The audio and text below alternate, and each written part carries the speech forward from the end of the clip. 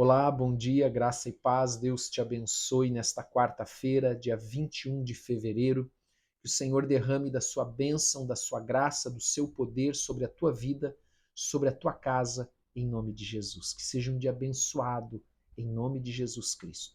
Quero convidar você a abrir a tua Bíblia lá em 1 Coríntios, primeira epístola de Paulo aos Coríntios, capítulo de número 5. Nós vamos dar sequência na nossa leitura e que atualmente estamos lendo a epístola de Paulo, a primeira epístola de Paulo aos Coríntios. Então, enquanto você encontra o capítulo 5, nós vamos orar como sempre fazemos. Pai, em nome de Jesus Cristo, nós queremos te agradecer, queremos te dar toda a honra e toda a glória por esta manhã, por este dia que está começando.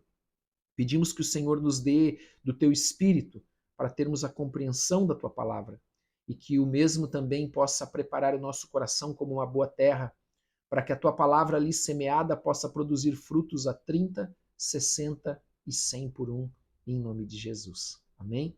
Glória a Deus. Vamos ler então o texto que está aqui na primeira epístola de Paulo aos Coríntios, capítulo de número 5. Só para nós fazermos uma rápida introdução, Paulo ele estava, desde o início da carta, falando sobre as divisões, sobre essa competição que estava acontecendo dentro da igreja, onde um dizia eu sou de Paulo, eu sou de Apolo, eu sou de Cefas, Paulo é melhor, Apolo é melhor, Cefas é melhor, um tem mais poder, um tem mais isso, outro tem mais aquilo. Era uma competição que havia dentro da igreja, e Paulo disse que aquilo não era saudável para a igreja, aquilo mostrava que era uma igreja carnal e não uma igreja espiritual. Então agora no capítulo 5 ele traz mais um problema dentro dessa igreja, essa igreja que diz, lá no início nós lemos que tinha todos os dons do Espírito, uma igreja que tinha o conhecimento da palavra, que não lhes faltava nada, diz o apóstolo Paulo, inspirado pelo Espírito Santo. E você lembra que eu comentei que Corinto estava numa cidade onde havia muita imoralidade, muita depravação, e essa cultura ela estava em volta, né? Essa cultura da comunidade em volta da igreja, ela estava entrando dentro da igreja. A igreja, ao invés de ser luz nas trevas, se é que é possível que as trevas entrem na luz, não é? A gente sabe, porque onde acende a luz, as trevas elas vão embora, mas o que estava acontecendo lá era o contrário, as trevas estavam entrando na igreja. Amém? Então, algo até né, no contexto natural, sempre que você chega ali no interruptor, acende a luz, as trevas vão embora. Quando você apaga a luz, as trevas conseguem entrar.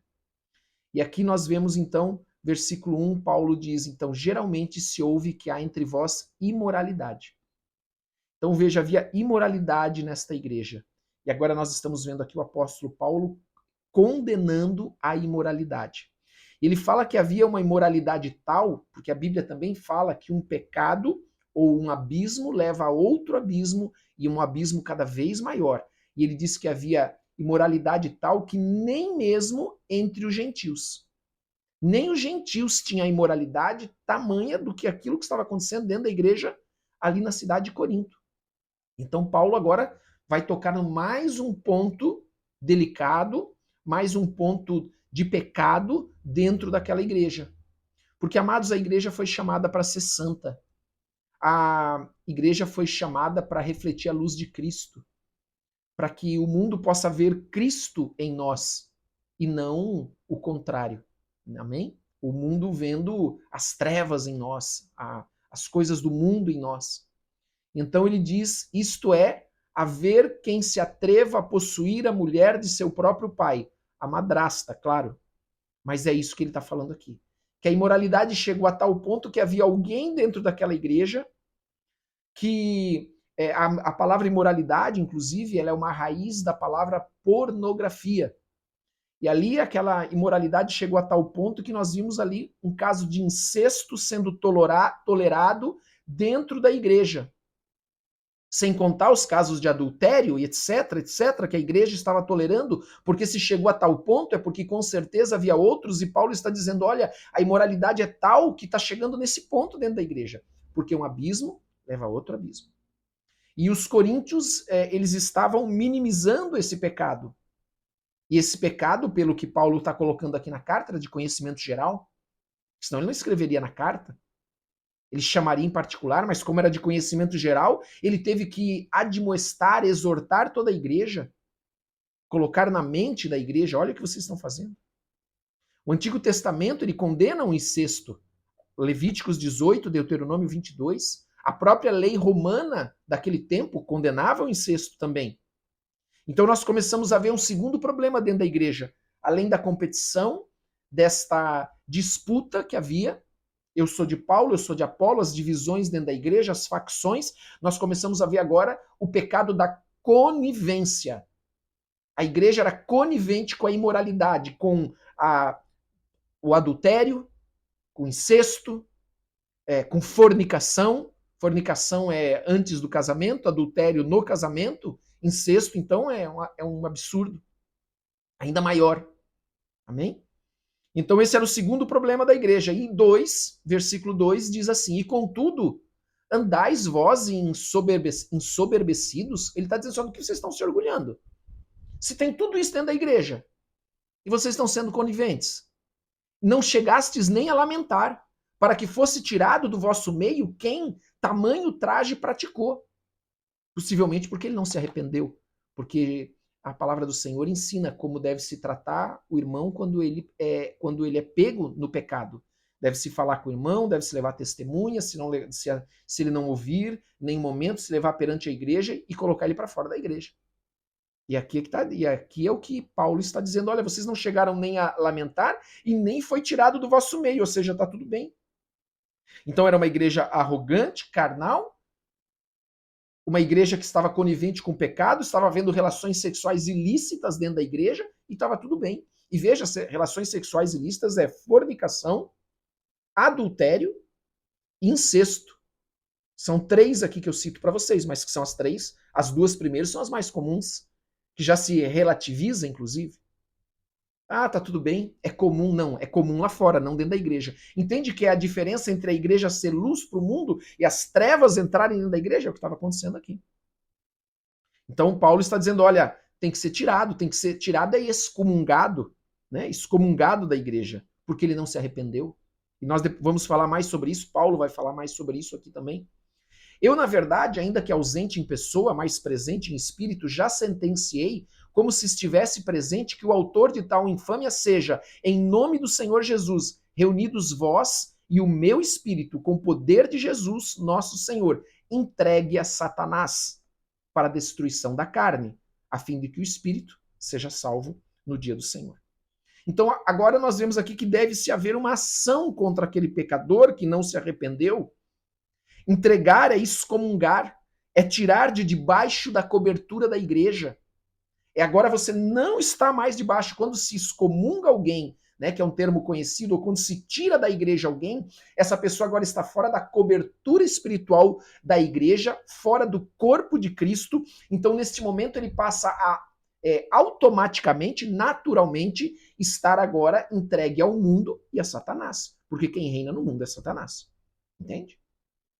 Então veja, ele deixa o que Paulo está aqui ensinando. Olha versículo 5, entregue a Satanás para a destruição da carne, a fim de que o espírito seja salvo no dia do Senhor. O que Paulo está dizendo aqui? Olha, é melhor tirar ele, para que ele deixe de ser uma má influência dentro da igreja, e ele tenha a chance de se reconciliar, de ser salvo, porque ele vai estar debaixo do castigo, então o castigo vai levar ele a refletir, vai levar ele a se arrepender, ou pelo menos deveria levar, do que continuar mantendo ele dentro da igreja, sendo aceito e tolerado pela igreja, aonde ele vai para o inferno do mesmo jeito, porque ele vai achar que está tudo bem. E é o que nós vemos em muita igreja, em muitos lugares. O pecado é tolerado, as pessoas pensam que está tudo bem, porque estão louvando, porque estão ali ouvindo a palavra, porque dão dízimo e oferta, porque fazem isso, fazem aquilo. Por isso que eu falo que aqui a ênfase não é no teu dinheiro, é na alma. É na alma da pessoa, para que a alma seja salva, para que nós estejamos com Jesus Cristo nos céus. Então o que Paulo está sugerindo aqui, ou melhor, sentenciando aqui, que aquela pessoa seja colocada para fora da igreja, saia debaixo da cobertura da igreja, para que então ele sofra as consequências de estar no mundo, no reino de Satanás, para que ele tenha chance de se arrepender e ser salvo, porque se ele continuar dentro da igreja e a igreja tolerando o pecado, ele vai estar sendo enganado, iludido, vai se enganar, se iludir achando que está salvo, e o destino dele é o inferno e a morte eterna, estar eternamente condenado. É disso que Paulo está dizendo. Então muitas pessoas não entendem o que Paulo está fazendo aqui, mas é por isso que Paulo está dando essa sentença dura na igreja, pensando na salvação, da alma daquela pessoa. Claro que muitos lugares usam isso de uma forma errada, como eu disse, usam isso de uma forma completamente fora das 4 linhas da palavra de Deus, vou usar esse termo, e acabam destruindo vidas. Mas aqui nós vemos que era um pecado de conhecimento geral, tolerado pela igreja, onde a igreja era conivente e havia imoralidade dentro daquela igreja. A esse ponto. Versículo de número 6. Não é boa a vossa jactância. Jactância é orgulho. Não sabeis que um pouco de fermento leveda a massa toda? Por que Paulo cita o fermento? Porque o fermento, quando você coloca na massa, ele é um pouquinho de fermento, não é? Mas ele contamina toda a massa. Então o fermento aqui, ele tem o sentido de pecado, de uma influência ruim na igreja, aonde vai trazer esta influência, esse pecado para dentro da igreja, onde outras pessoas vão ser contaminadas, onde outras pessoas vão achar, outros irmãos vão achar que não tem problema cometer os mesmos pecados. E não estou nem falando do pecado do incesto, mas adultério e fornicação, que são os mais comuns. Amém? São os mais comuns mesmo. Mesmo. Amém?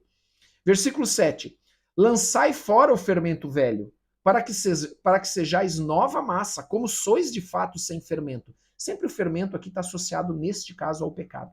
Pois também Cristo, nosso Cordeiro Pascal, foi imolado. Imolado, né? Ele morreu no nosso lugar, o sacrifício, a oferta pelo nosso pecado, para pagamento do nosso pecado e a nossa salvação. Então a igreja deveria, nesse versículo 7, o que Paulo está ensinando, que a igreja deveria eliminar tudo aquilo que é pecaminoso dentro dela. Todo fermento tem que ser eliminado. Veja, eliminar o fermento não é eliminar as pessoas, não é colocar todo mundo para fora. Esse caso era uma exceção. Amém? Ou não, talvez a palavra não seja exceção, mas esse caso era um caso grave, que precisava ser tomada essa atitude drástica. Mas na maioria dos casos, não. É eliminar o pecado.